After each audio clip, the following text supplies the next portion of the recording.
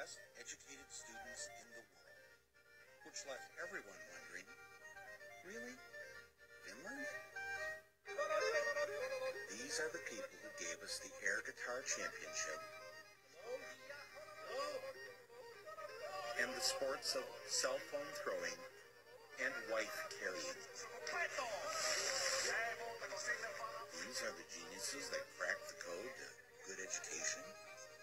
I mean, how is it that the kids in Finland are ahead of the rest of the world? So here's what happened. Back in the day, Finland's schools sucked on the level that ours suck on. When they tested the world's kids, both Finland and us were usually about the same, somewhere down the list of nations. But Finland didn't like that. So they tried some new ideas, and in no time, Finland shot to the top of the world. Their students were number one. How did they do that?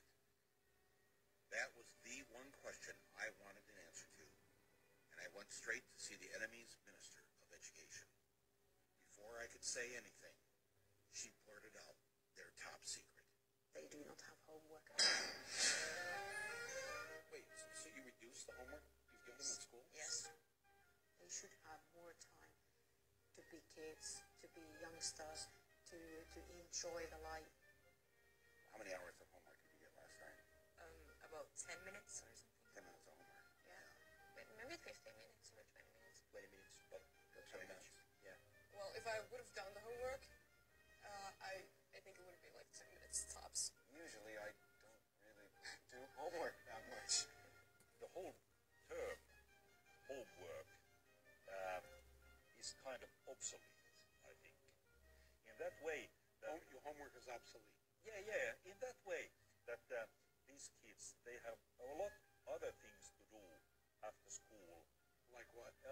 Like being together, like being with the family, like doing sports, like playing music, like reading. So they have no homework.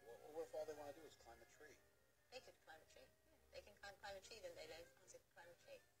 But they'll end up, while climbing the tree, probably finding out about different insects, and they can come to school next day telling me about what they found. Compared to the older kids, how many hours a day do the younger ones go to school? Mondays 3 hours, Tuesdays 4 hours. It varies. It's 20 hours a week. So they're, oh man. Now does this 3 or 4 hours at school include the lunch hour? Yes. How are they learning anything? How are you getting anything done?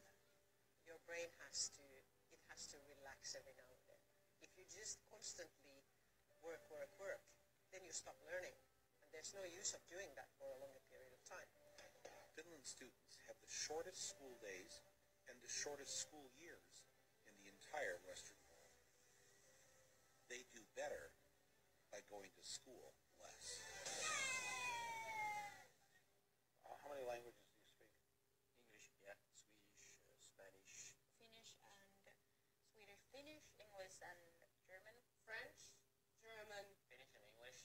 English, Swedish, and French, and Spanish. So you were an exchange student in the U.S.? Yeah. When you got back here in school, what did you notice that you felt relieved about? No more multiple choice exams. They No multiple choice exams here? or very few of them, if any. Because Really? all of my exams in the U.S. How will you answer the question right if it isn't listed as one of the 4 choices? You write your answer. You have to know it. Yeah. You actually have to know it. Yeah. If there was one thing I heard over and over again from the Finns, it was that America should stop teaching to a standardized test. Get rid of those standardized tests. National testing. The standardized tests. standardized testing. What you are teaching your students is to do well on those tests, and you're not really teaching them anything. No, we are teaching them. We're teaching them how to flunk a test, and then a bunch of schools fail the test, and those schools are turned into charter schools, and then somebody makes a lot of money. But school is about finding your happiness, finding a way to learn what makes you happy. They figure now about 1/3 of the school time the students are in school is spent preparing for the standardized test. And so they've eliminated a lot of things that aren't on the test. So music is gone, art is gone, fun. Yeah, in many schools, civics isn't even on the test. So now schools are dropping Really? civics. Yes, civics, American civics. Okay. Unbelievable. We got rid of poetry. Really? Yeah. Yeah. Why? It's a waste of time. When are they ever going to learn? When are they ever going to speak as poets when they're adults? How does that help them get a job?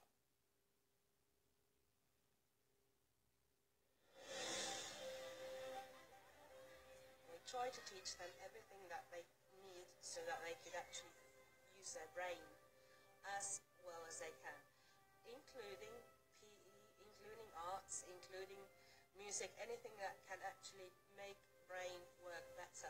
The children need to be baking, they should be singing, they should be doing arts and going on nature walks and doing all these things because there's this very short time that they're allowed to be children.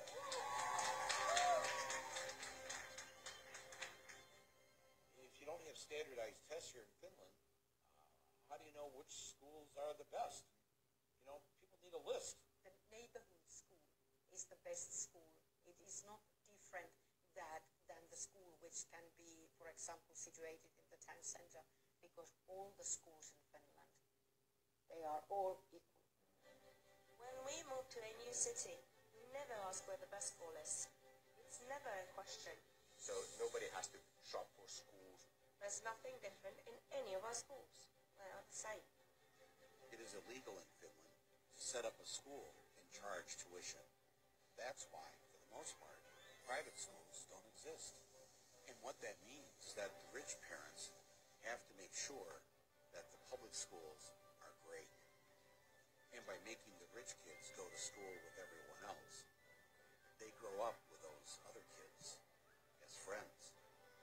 And when they become wealthy adults, they have to think twice before they screw them over. In the United States, education is a business. There are corporations making money. Here, it's so student-centered that when we had to redo our playground, they had the architects come in and talk to the kids. Will they listen to? Yes, yes. There are things on our playgrounds that the students really wanted. Being in school here is more independent. We're treated more like adults than in the United States. Yeah. I mean, we don't need a hall pass to go to the bathroom during class. Yeah. We'll see students commuting on the subway, even as young as 7, and they going on their own to school. When I started doing teacher training practice back in the U.S., I was in these certain neighborhoods teaching these kids and telling them, you can be anything you want to be when you grow up. This is kind of a lie. And when I came to Finland, a lot of my teaching is based on what the kids want and what they see for their future.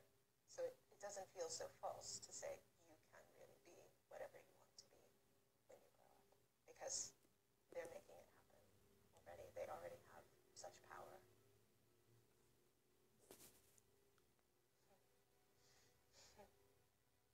That's upsetting to think about that.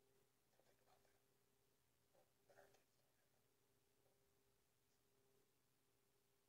That's really beautiful. It's not that we have figured out something that nobody else has done in education. That's wrong. Many of these things that have made Finland perform well in education are initially American ideas. We try to teach them to think for themselves and to be critical to what they're learning. We try to teach them to be happy person, to respect others and respect yourself. You're concerned with their happiness. Oh yeah, What the hell do you teach? I teach math. So the math teacher says that the first thing out of your mouth of what you wanted these students to get out of school was to be happy, have a happy life. Yeah. And you're the math teacher. Yeah. When do they have their time to play and socialize with their friends and grow as human beings? Because there's so much more life around than just school. You want them to play? I want children to play. And that was the principle. I'm planting the American flag right here in the middle of your school and claiming this great idea for us. Thanks for stealing it.